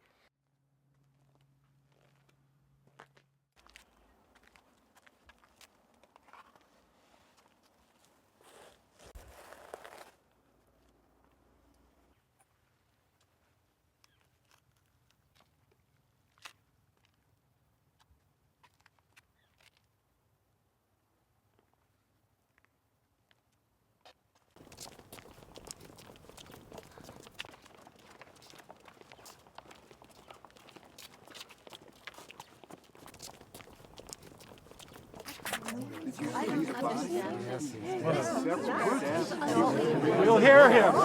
Noble Antony, speak. For Brutus' sake, I am beholding to you. 'Twere best he speak no harm of Brutus here. Caesar was a tyrant. Nay, that's certain. We are blessed that Rome is rid of him. Peace. Let us hear what Anthony can say. You gentle Romans. Peace, ho! Let us hear him. Friends, Romans, countrymen, lend me your ears. I come to bury Caesar, not to praise him. The evil that men do lives after them. The good is oft interred with their bones. So let it be with Caesar. Noble Brutus hath told you Caesar was ambitious. If it were so, it was a grievous fault, and grievously hath Caesar answered it. Here, under leave of Brutus and the rest, for Brutus is an honorable man. So are they all honorable men. Come I to speak in Caesar's funeral. He was my friend, faithful and just to me. But Brutus says he was ambitious, and Brutus is an honorable man. He hath brought many captives home to Rome, whose ransoms did the general coffers fill. Did this in Caesar seem ambitious? When that the poor have cried, Caesar hath wept. Ambition should be made of sterner stuff. Yet Brutus says he was ambitious, and Brutus is an honorable man. You all did see that on the Lupercal I thrice presented him a kingly crown, which he did thrice refuse. Was this ambition? Yet Brutus says he was ambitious, and sure he is an honorable man. I speak not to disprove what Brutus spoke, but here I am to speak what I do know. You all did love him once, not without cause. What cause withholds you then to mourn for him? O judgment, thou art fled to brutish beasts, and men have lost their reason. Bear with me, my heart is in the coffin there with Caesar, and I must pause till it come back to me. Methinks there's much reason in his sayings. If thou consider rightly in the matter, Caesar has had great wrong. Has he, masters? I fear there will a worse come in his place. Mark ye his words? He did not take the crown, therefore 'tis certain he is not ambitious. If it be found so, he will dare abide it. Poor soul. His eyes are red as fire with weeping. There's not a nobler man in Rome than Antony. Now mark him. He's again about to speak. But yesterday the word of Caesar might have stood against the world. Now lies he there, and none so poor to do him reverence.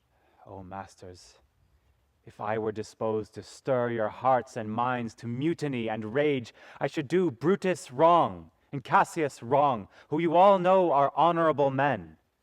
Here's a parchment with the seal of Caesar. I found it in his closet. 'Tis his will. Let but the commons hear this testament, which, pardon me, I do not mean to read, and they would go and kiss dead Caesar's wounds, and dip their napkins in his sacred blood, yea, beg a hair of him for memory. We'll hear the will. Read it, Marc Anthony. The will. The will. Yes, the will. the will. The will. Caesar's will. Read it. Have patience, gentle friends, I must not read it. It is not meet you know how Caesar loved you. You are not wood, you are not stones, but men. And being men, hearing the will of Caesar, it will inflame you, it will make you mad. 'Tis good you know not you are his heirs, for if you should, oh, what would come of it? Read the will. We'll hear it, Antony. The will. You will compel me then to read the will. Then make a ring about the corpse of Caesar, and let me show you him that made the will.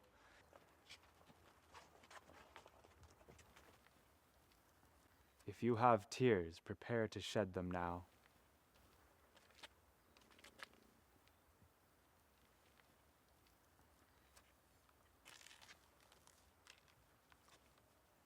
You all do know this mantle. I remember the first time ever Caesar put it on. 'Twas on a summer's evening in his tent. That day he overcame the Nervii. Look, in this place ran Cassius's dagger through. See what a rent the envious Casca made. Through this, the well-beloved Brutus stabbed. And as he plucked his cursed steel away, mark how the blood of Caesar followed it, as rushing out of doors to be resolved is Brutus so unkindly knocked or no. For Brutus, as you know, was Caesar's angel. Judge, O you gods, how dearly Caesar loved him. This was the most unkindest cut of all. For when the noble Caesar saw him stab, ingratitude, more strong than traitors' arms, quite vanquished him. Then burst his mighty heart, and in his mantle, muffling up his face, even at the base of Pompey's statue, which all the while ran blood, great Caesar fell. Oh, what a fall was there, my countrymen! Then I and you and all of us fell down, whilst bloody treason flourished over us. Oh, now you weep, and I perceive you feel the dint of pity. These are gracious drops. Kind souls, what, weep you when you but behold our Caesar's vesture wounded? Look you here! Here is himself, marred, as you see, with traitors. Oh, noble Caesar. Oh, most bloody sight. Stay, countrymen. Peace there! Hear the noble Antony! Good friends, sweet friends, let me not stir you up to such a sudden flood of mutiny. They that have done this deed are honorable. What private griefs they have, alas, I know not that made them do it. They are wise and honorable, and will no doubt with reasons answer you. I come not, friends, to steal away your hearts. I am no orator as Brutus is, but as you know me all, a plain, blunt man that love my friend, and that they know full well that gave me public leave to speak of him. For I have neither wit, nor words, nor worth, action, nor utterance, nor the power of speech to stir men's blood. I only speak right on. I tell you that which you yourselves do know. Show you sweet Caesar's wounds, poor, poor dumb mouths, and bid them speak for me. But were I Brutus, and Brutus Antony, there were an Antony would ruffle up your spirits, and put a tongue in every wound of Caesar that should move the stones of Rome to rise and mutiny. We'll blow in the house of Brutus! Away, come! Yet hear me, countrymen, yet hear me speak. Hear, Antony! Why, friends, you go to do you know not what. Wherein hath Caesar thus deserved your loves? Alas, you know not. I must tell you then. You have forgot the will that I told you of. Here is the will, and under Caesar's seal, to every Roman citizen he gives, to every several man, 75 drachmas. Most noble Caesar, we will avenge his death. Hear me with patience. Peace, hope. Moreover, he hath left you all his walks, his private arbors, and new planted orchards on this side Tiber. He hath left them you and to your heirs forever, common pleasures to walk abroad and recreate yourselves. Here was a Caesar. When comes such another? Never! Come away, away. We'll burn his body in the holy place, and with our brands fire the traitors' houses. Come, take up the body.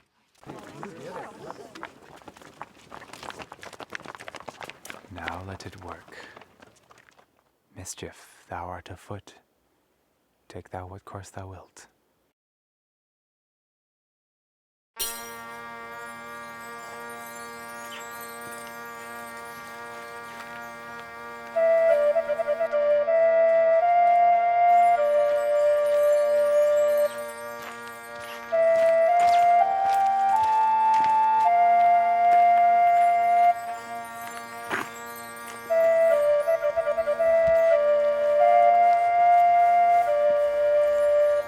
What's your name? Whither are you going? Where do you dwell? Are you a married man or a bachelor? Answer every man directly. Aye, and briefly. Aye, and wisely? Wisely, I say. I am a bachelor. That's as much as to say they are fools that marry. You'll bear me a bang for that. Proceed, directly. Directly, I am going to Caesar's funeral. As a friend or an enemy? As a friend. That matter is answered directly. For your dwelling, briefly. Briefly, I dwell by the capital. Your name, sir, truly? Truly, my name is Cinna. Tear him to pieces. He's a conspirator. I'm Cinna the poet. Tear him for his bad verses. I am not Cinna the conspirator. 'Tis no matter. His name is Cinna. Pluck but his name out of his heart and turn him going. Tear him! Tear him! Come, brands, ho! To Brutus, to Cassius, burn all. Some to Decius' house, some to Casca's, some to Lagarius. Come, go! These many then shall die. Their names are pricked. Your brother too must die. Consent you, Lepidus? I do consent. Break him down into. Upon condition, Publius shall not live, who is your sister's son, Marc Anthony. He shall not live. Look, with a spot I damn him. But Lepidus, go you to Caesar's house. Fetch the will hither, and we shall determine how to cut off some charge and legacies. What? Shall I find you here? Or here, or at the Capitol.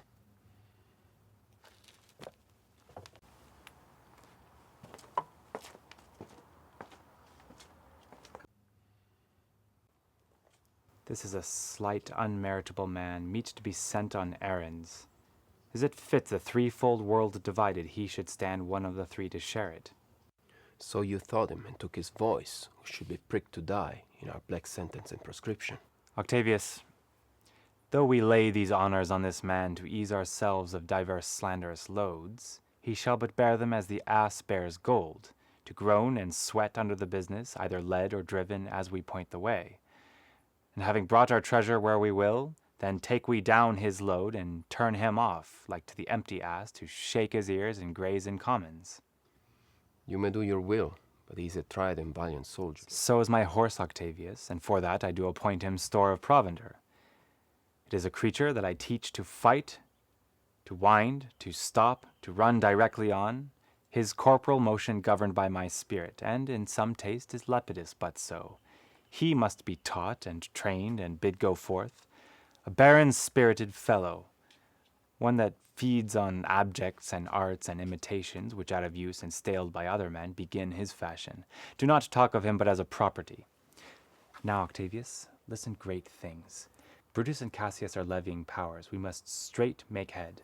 Therefore let our alliance be combined, our best friends made, our means stretched, and let us presently go sit in council how covert matters may be best disclosed and open perils surest answered. Let us do so, for we are at the stake, and bait about with many enemies. And those who smile have in their hearts, I fear, millions of mischiefs. What now, Lucilius? Is Cassius near? He is at hand, and Pindarus has come to do you salutation from his master. He greets me well. Your master, Pindarus, in his own change or by ill officers, hath given me some worthy cause to wish things done undone.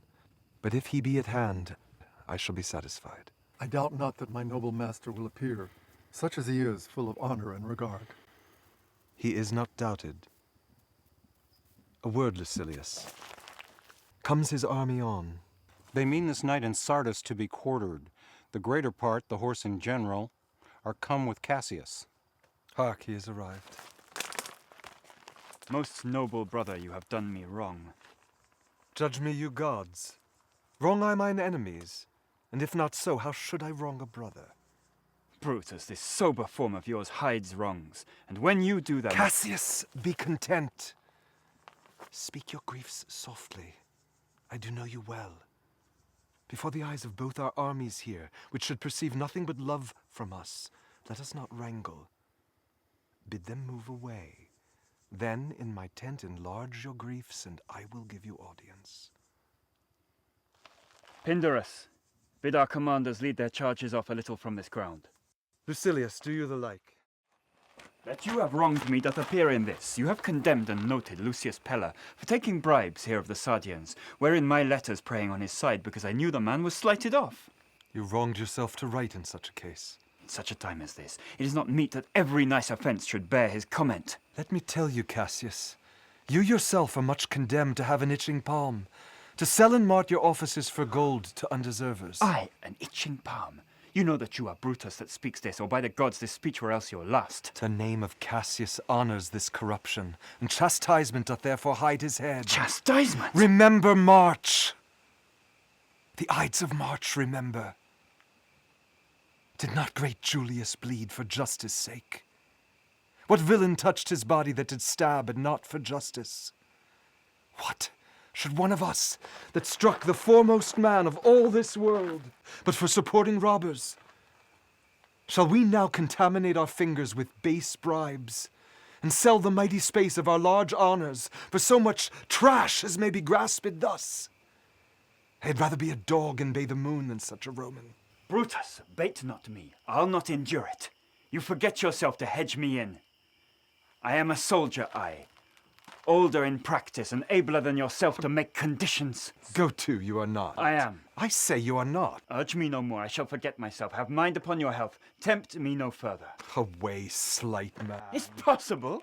Hear me, for I shall speak. Must I give way and room to your rash choler? Shall I be frighted when a madman stares? Ye gods, must I endure all this? All this? Aye, more. Fret till your proud heart break. Go show your slaves how choleric you are, and make your bondmen tremble. Must I budge? Must I observe you? Must I stand and crouch under your testy humor? By the gods, you shall digest the venom of your spleen, though it do split you. For from this day forward, I'll use you for my mirth, yea, for my laughter when you are waspish. It's come to this. You say you are a better soldier. Let it appear so. Make your vaunting true, and it shall please me well. For mine own part, I would be glad to learn of noble men. You wrong me every way. You wrong me, Brutus. I said an elder soldier, not a better. Did I say a better? If you did, I care not. When Caesar lived, he durst not thus have moved me. Peace, peace. You durst not so have tempted him. What? I durst not? No. Durst not tempt him? Not for your life you durst not. Do not presume too much upon my love. I may do that I shall be sorry for. You have done that you should be sorry for. There is no terror in your threats, Cassius. For I am armed so strong in honesty. They pass by me as the idle wind, which I respect not. I did send to you for certain sums of gold, which you denied me. For I can raise no money by vile means. By heaven, I had rather coin my heart and drop my blood for drachmas than to wring from the hard hands of peasants their vile trash by any indirection. I did send to you for gold to pay my legions, which you denied me. Was that done like Cassius? Should I have answered Caius Cassius so? When Marcus Brutus grows so covetous, to lock such rascal counters from his friends, be ready, gods, with all your thunderbolts! Dash him to pieces! I denied you not. You did. I did not! It was a fool that brought my answer back. Brutus hath rived my heart. A friend should bear his friend's infirmities, but Brutus makes mine greater than they are. I do not till you practice them on me. You love me not. I do not like your faults. A friendly eye could never see such faults. A flatterer's would not, that they do appear as huge as high Olympus. Come, Antony! Young Octavius, come. Revenge yourselves alone on Cassius. For Cassius is a weary of the world, hated by one he loves, braved by his brother. Checked like a bondman, all his faults set in a notebook and learned and conned by rote to cast into my teeth. Oh, I could weep my spirits from my eyes. Here is my dagger. Here's my naked breast. Within a heart dearer than Pluto's mine, richer than gold. If that thou beest a Roman, take it forth. I that denied thee gold will give my heart. Strike, as thou didst at Caesar, for I know, when thou didst hate him worst, thou lovest him better than ever thou lovest Cassius. Sheathe your dagger. Be angry when you will. You shall have scope. Do what you will. Dishonor shall be humor. O Cassius.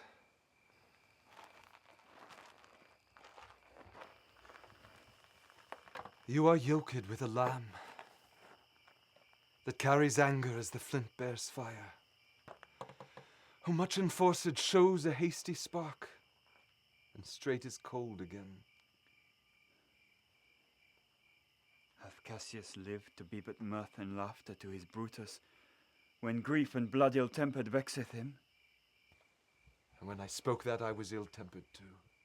Do you confess so much? Give me your hand. And my heart too. Oh, Brutus. What's the matter? Have you not love enough to bear with me when that ill humor which my mother gave me makes me forgetful? Yes, Cassius. And henceforth, when you are over earnest with your Brutus, he'll think your mother chides, and leave you so. Lucilius and Titinius, bid the commanders prepare to lodge our companies tonight. And come yourselves and bring Messala immediately to us.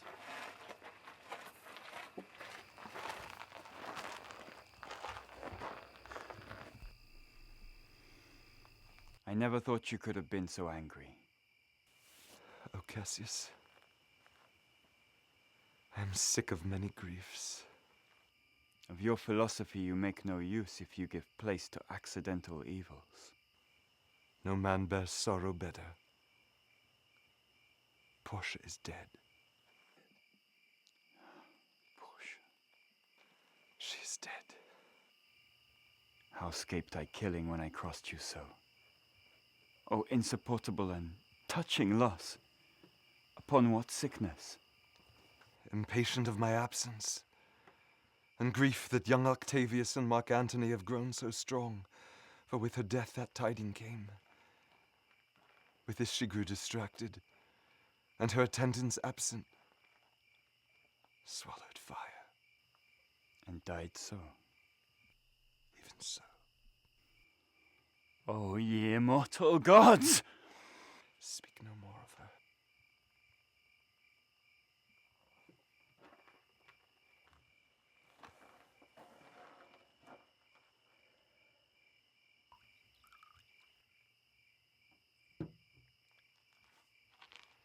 In this I bury all unkindness, Cassius.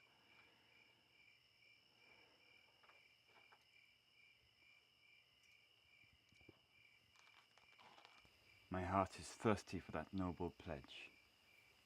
I cannot drink too much of Brutus' love.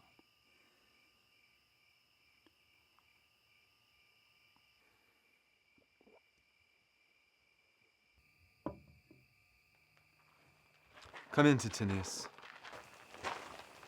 Welcome, good Messala. Now sit we close about this taper here and call in question our necessities. Portia, art thou gone? No more, I pray you.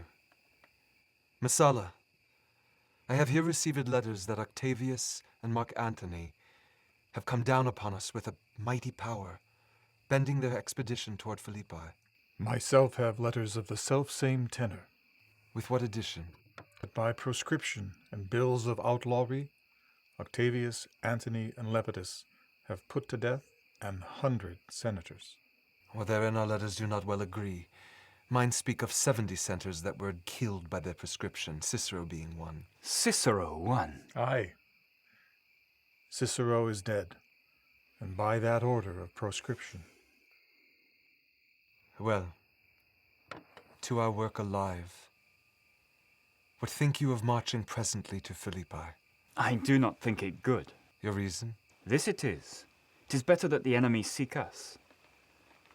Then shall he waste his means, weary his soldiers, doing himself offence, whilst we, lying still, are full of rest, defence, and nimbleness. Good reasons must of force give place to better. The people twixt Philippi and this ground do stand but in a forced affection, for they have grudged us contribution. The enemy, marching along by them, shall by them make up a fuller number, come on refreshed, new added, and encouraged. From which advantage we shall cut him off, if at Philippi we do face him here, these people at our back. Hear me, good brother. Under your pardon. You must note beside that we have tried the utmost of our friends. Our legions are brimful, our cause is ripe. The enemy increaseth every day. We at the height are ready to decline.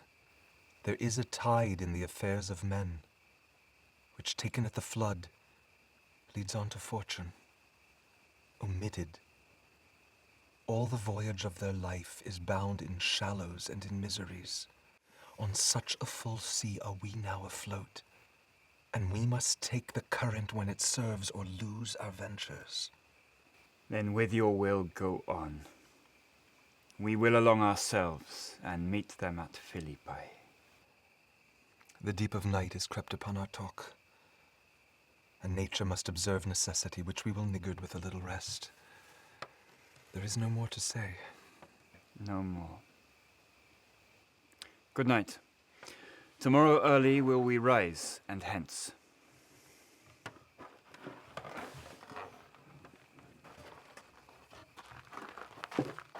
Noble, noble Cassius.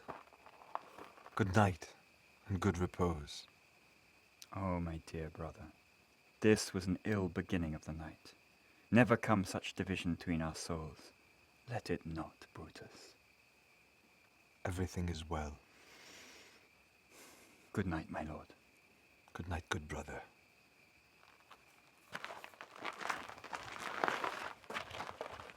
Good night, Lord Brutus. Good night, my lord. Farewell to everyone.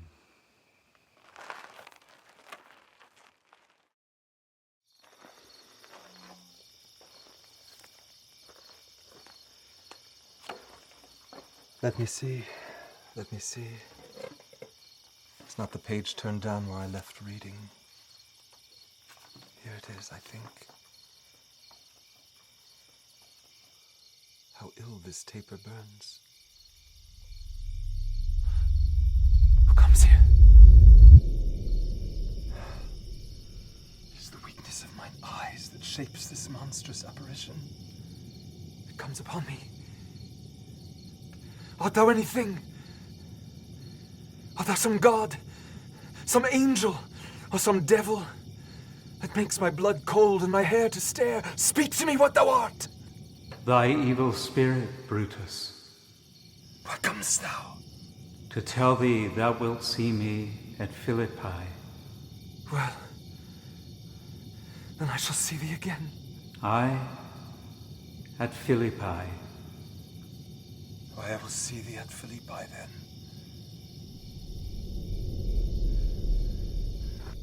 Now I have taken heart. Thou vanishest. O spirit, I would hold more talk with thee. Now, Anthony, our hopes are answered. You said the enemy would not come down. It proves not so. Their battles are at hand. They mean to warn us at Philippi here, answering before we do demand of them. Tut, I am in their bosoms, and I know wherefore they do it. They could be content to visit other places and come down with fearful bravery, thinking by this face to fasten in our thoughts that they have courage, but 'tis not so. Prepare, generals. The enemy comes on in gallant show, and something to be done immediately. Octavius, lead your battle softly on upon the left hand of the even field. Upon the right hand, I. Keep thou the left. Why do you cross me in this exit? I do not cross you, but I will do so.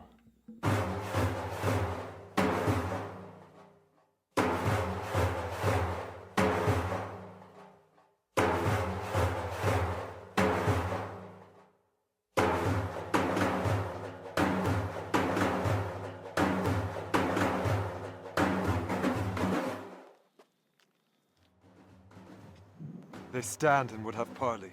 Stand fast, Titinius. We must out and talk. Words before blows. Is it so, countrymen?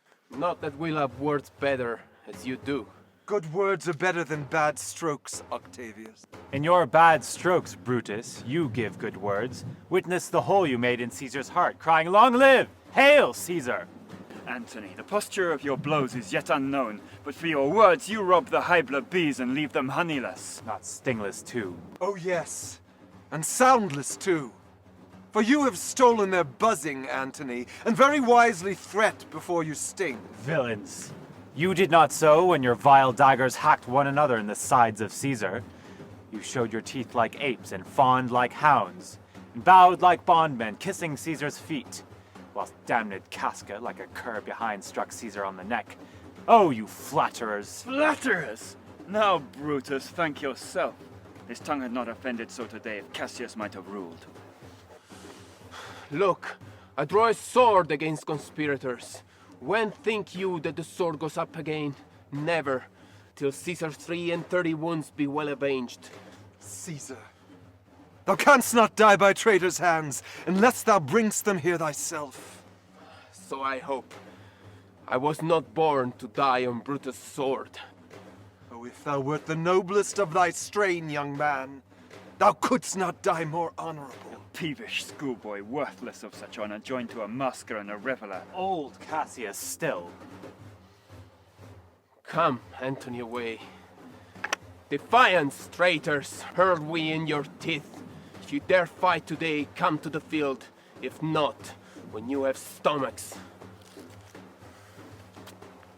Why now blow wind, swell, billow, and swim, bark! The storm is up, and all is on the hazard! Messala! What says my general? Messala, this is my birthday. On this very day was Cassius born. Give me thy hand, Messala. Be thou my witness, that against my will, as was Pompey, am I compelled to set on one battle all our liberties. You know that I held Epicurus strong at his opinion. Now I change my mind and partly credit things that do presage. Coming from Sardis on our former ensign, 2 mighty eagles fell, and there they perched, gorging and feeding from our soldiers' hands, who to Philippi here consorted us. This morning are they fled away and gone, and in their stead do ravens, crows, and kites fly o'er our heads and downward look on us as we were sickly prey. Their shadows seem a canopy most fatal, under which our army lies ready to give up the ghost. Believe not so. I but believe it partly, for I am fresh of spirit and resolved to meet all perils very constantly. Now, most noble Brutus, the gods today stand friendly that we may, lovers in peace, lead on our days to age. But since the fares of men rest still uncertain, let's reason with the worst that may befall.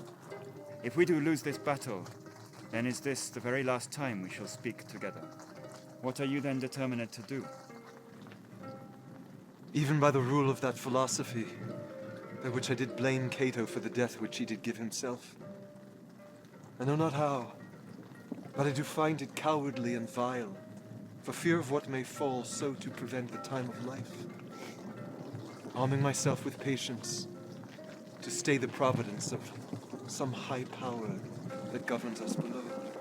Then if we lose this battle, you are contented to be led in triumph through the streets of Rome? No, Cassius, no. Think not, thou noble Roman, that ever Brutus will go bound to Rome. He bears too great a mind. But this same day must end the work the Ides of March begun. And whether we shall meet again, I know not. Therefore, our everlasting farewell take. Forever and forever. Farewell, Cassius. If we do meet again, why we shall smile. If not, why then this parting was well made. Forever and forever farewell, Brutus. If we meet again, we'll smile indeed. If not, 'tis true. This parting was well made. Why then, lead on. Or that a man might know the end of this day's business ere it come. But it sufficeth that the day will end, and then the end is known. Come, ho, away.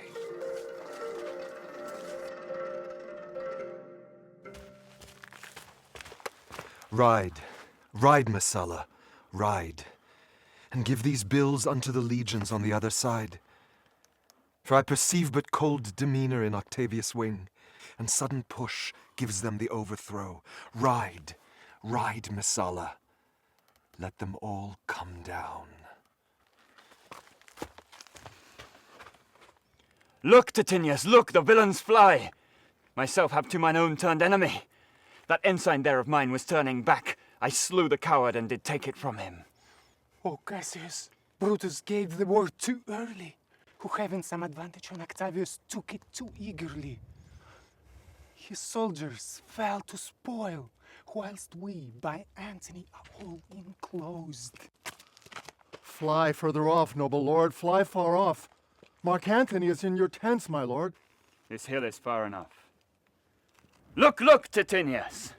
Are those my tents where I perceive the fire? They are, my lord. Titinius, if thou lovest me, take thou my horse and hide thy spurs in him till he have brought thee to yonder tents and here again, that I may rest assured whether those troops be friend or enemy. I will be here again, even with the thought. Go, Pindorus, go further up this hill. My sight was ever thick. Regard, Titinius, and tell me what thou knowest about the field. This day I breathed first.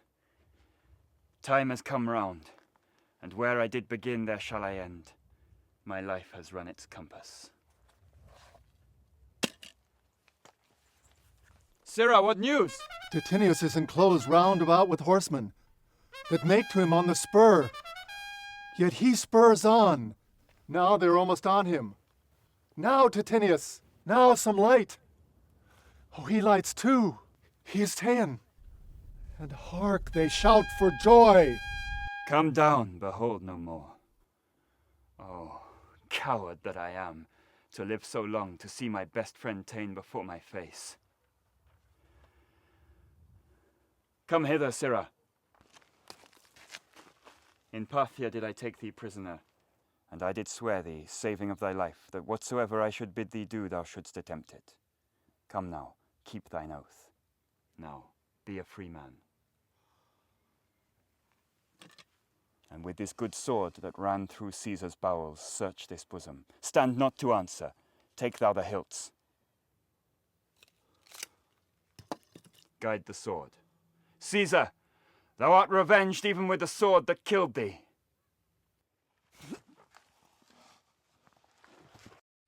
It is but change, Titinius. For Octavius is overthrown by noble Brutus' power, as Cassius' legions are by Antony. These tidings will well comfort Cassius. Is not that he that lies upon the ground? Is not that he?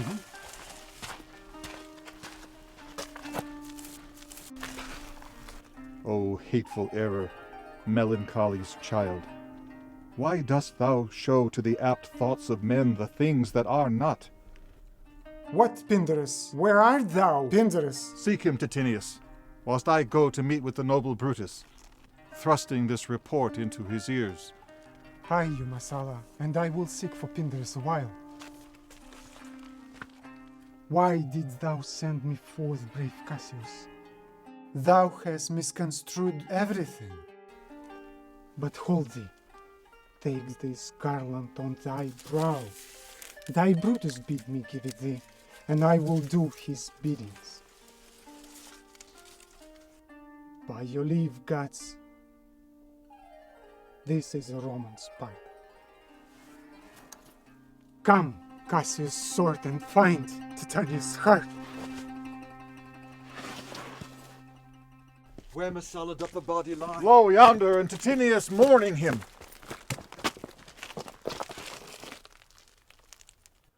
Titinius' face is upward. O Julius Caesar, thou art mighty yet! Thy spirit walks abroad and turns our swords into our own proper entrails. Are yet 2 Romans living such as these? The last of all the Romans. Fare thee well. It is impossible that ever Rome should breed thy fellow. Friends, I owe more tears to these dead men than you shall see me pay. I shall find time, Cassius. I shall find time. Come, therefore, and to Thasos send his body. His funeral shall not be in our camp, lest it discomfort us. Come hither, good Volumnius. What's said, my lord? Why this, Volumnius? The ghost of Caesar hath appeared to me 2 several times at night. At Sardis once, and this last night here at Philippi field. I know my hour is come. Not so, my lord. Nay, I am sure it is, Volumnius. Thou seest the world, Volumnius, how it goes. Our enemies have beat us to the pit. It is more worthy to leap in ourselves than tarry till they push us. Good Volumnius, thou knowest that we 2 went to school together. Even for that, our love of old, I prithee, hold thou my sword hilts while I run on it. That's not an office for a friend, my lord. Fly, fly, my lord. There is no tarrying here. Farewell to you, and you, Volumnius. Fly. Strato, thou hast been all this while asleep. Farewell to you too, Strato. My heart doth joy that yet in all my life I found no man but he was good to me. I shall have glory in this losing day, more than Octavius and Marc Anthony by this vile conquest shall attain unto. So fare you well, for Brutus' tongue hath nearly ended his life's story. Night hangs upon mine eyes. My bones would rest, that have but labored to attain this hour. Fly, my lord, fly! Hence, I will follow. Strato, stay thou by thy lord. Thou art a fellow of a good respect. Thy life hath had some smatch of honor in it. Take then my sword, and turn thy face away, whilst I do run on it. Wilt thou, Strato? Give me your hand first.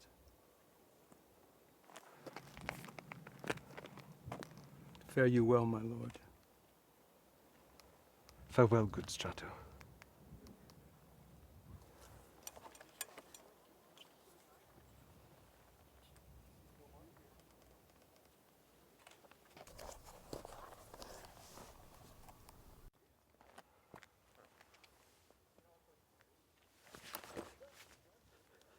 Caesar, now be still.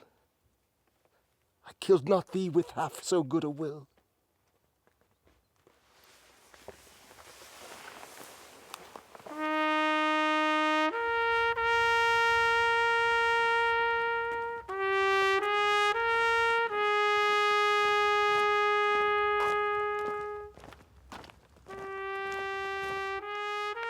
What man is that? My master's man. Strato, where is thy master? Free from the bondage you are in, Messala. The conquerors can but make a fire of him. For Brutus only overcame himself, and no man else hath honor by his death.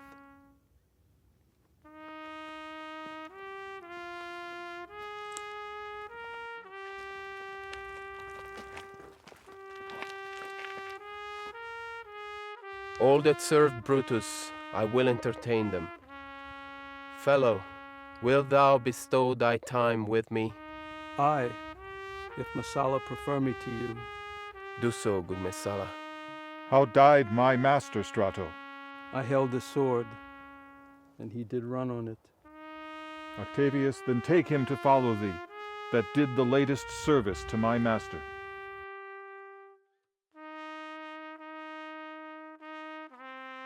This was the noblest Roman of them all. All the conspirators, save only he, did that they did in envy of great Caesar. He only in a general honest thought and common good to all made one of them. His life was gentle, and the elements so mixed in him that nature might stand up and say to all the world, this was a man. According to his virtue, let us use him, with all respect and rites of burial.